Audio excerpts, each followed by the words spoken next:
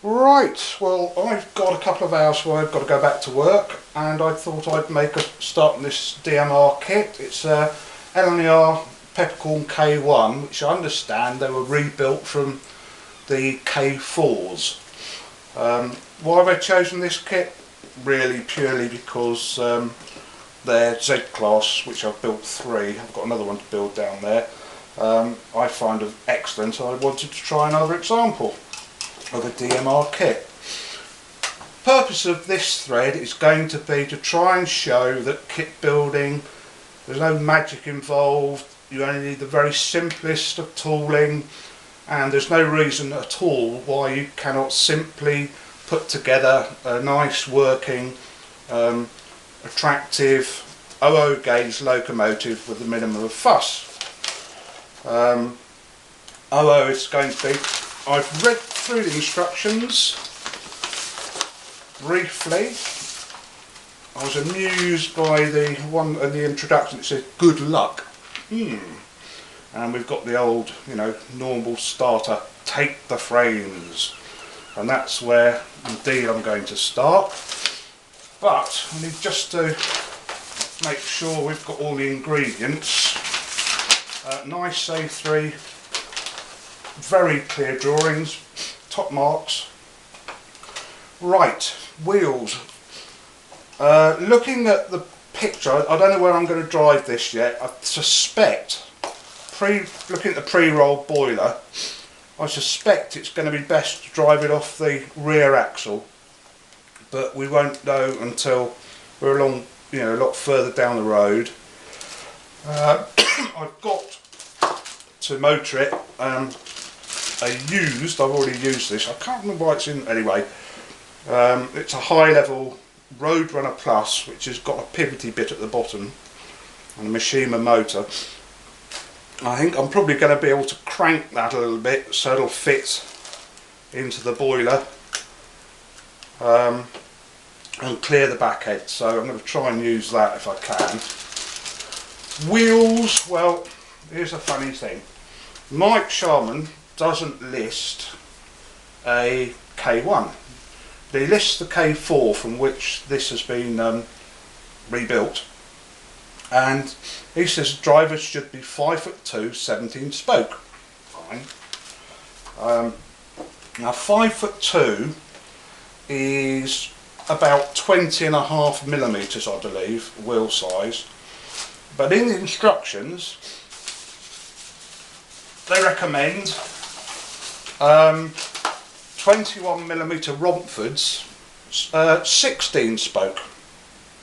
Now 21mm is going to be a tad big, but what I've got in stock, and I'm going to use them, I've got some Great Western 5'2" inch 18 spoke, but they're the correct wheel diameter, and life's too short. I've got to use up some of my stock of wheels, so these are the wheels I'm going to be using. The markets, of course. Crank throw isn't going to be an issue with this loco, and the self-quartering metal. I've got 3 insulated, 3 plain, so the chassis is going to be live. We're going to build it 00 gauge, rigid, no point whatsoever in compensating. An 00 gauge 6-coupled locomotive in my book. I've got some clean flux which I make up from neat phosphoric acid. It's a lot cheaper. Boots apparently do smaller quantities of phosphoric acid on order. Always best to use clean flux in my book. Got a soldering iron, various bits and pieces, nothing at all complicated at all. So the first job is, well, by the way, I've ruined so many bits of glasses. If you've ever seen me, I'm afraid I'm going to be wearing these. They're already knackered, but is to take the frames. We can get them out. It's just as I'm wrapping a plastic bag, nice and clean, so nothing to worry out there.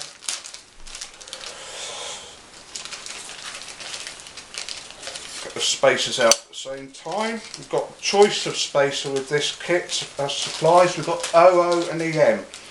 Now it actually gives me a lot more confidence to see that, believe it or not that I've got anything against P4 at all, but because this kit is quite obviously designed for OO, we stand a bigger chance of actually getting it to run nicely. I've got a tub here for the spare parts I'm not using at the time, and I cut my frames out just using some scissors, so just snip away some brake shoes there. Just going to fiddle out the way. Those bits drop off and put the spares in the box.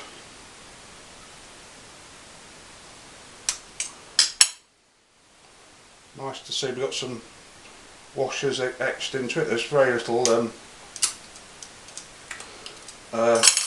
waste of material. I'm not going to bother with cleaning this up yet. We'll do that a bit further down the road. Snip off that.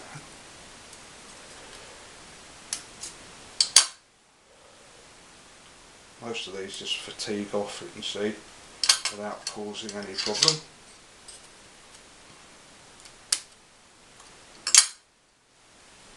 There.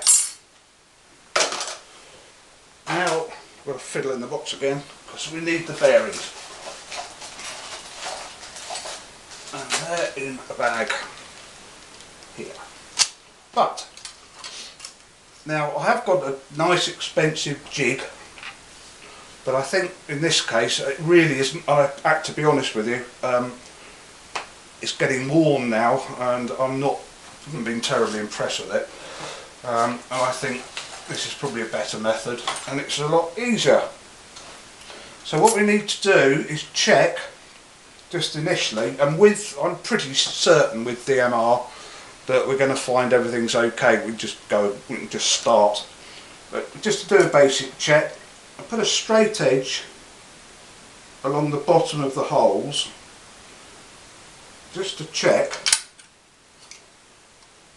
that they're all in line, exactly in line, and that looks pretty spot on to me. Just check the other one, and that also looks spot on to me.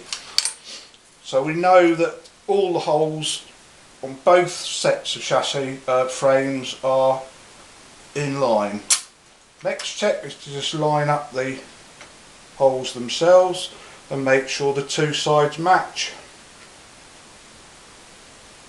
And to my mind they look pretty perfect to me, and on that basis I'm ready to go to start. So I've got a nice flat piece of glass. I'm going to fish out the bearings. We've got some nice, oh, they look quite nice. I quite like those. They're crossheads. 6 of those somewhere to find. Actually, I can pull that. Easier.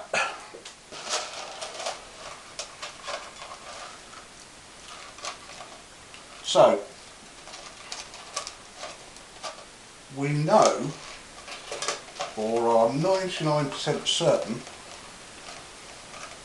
it's a good etch on the chassis frames, and that really and truly we don't need a jig.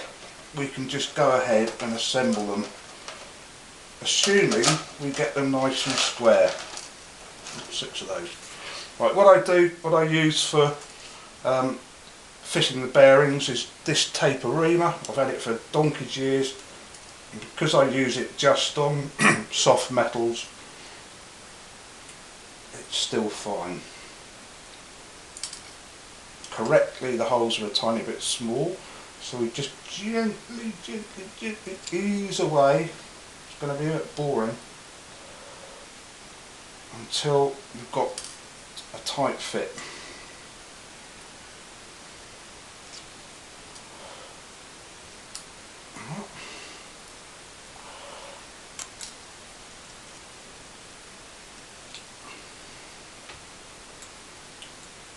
I say, as long as you're giving good turns, you can be fair, you know, not just pecking at it with little, you can be certain that you're not going to put the holes out of alignment. Next one.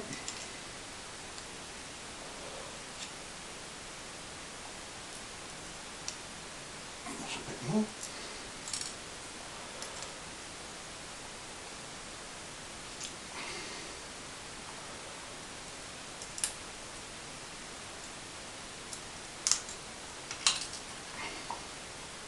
And then just turn it over. Iron should be hot. Right. Oh no, where's my solder? There it is. Again, I think soldering cleanliness is half the battle, so I'm going to cut off a piece of solder and put the rest back in the bag. So keep it nice and shiny and clean. Dip it in the flux.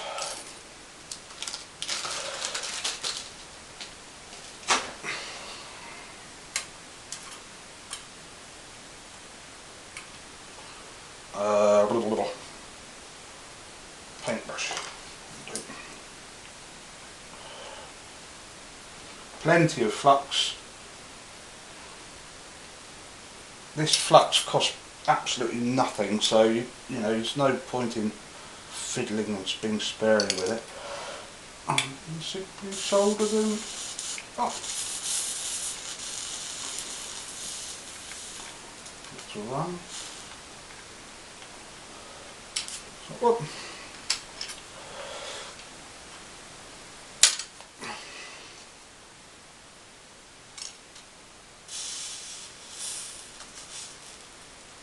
That's the next one.